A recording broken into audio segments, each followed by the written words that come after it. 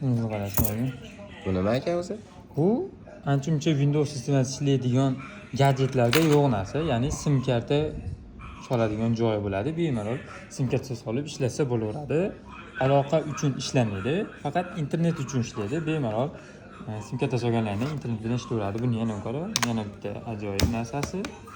Klaviaturasi ajraladi, ixcham yengil bo'ladi. Klaviatura pasvetkasi bo'ladi. Bunda akkumulyator bo'lmaydi. Bundan olib ishlaydi. Hop, bu ekranlari sensor, bemalol 360 gradus aylantirib, planshet qilib ishlasa ham bo'laveradi.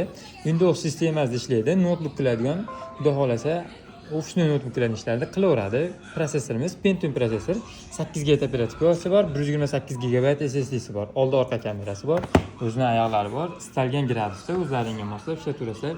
Kino ko'rgani ham zo'r narsa, sababi ekrani 2K bo'ladi. Sensorning ishlash tezligi qanaqa deganlar uchun telefon bilan bir xilda birga bir ishlayveradi.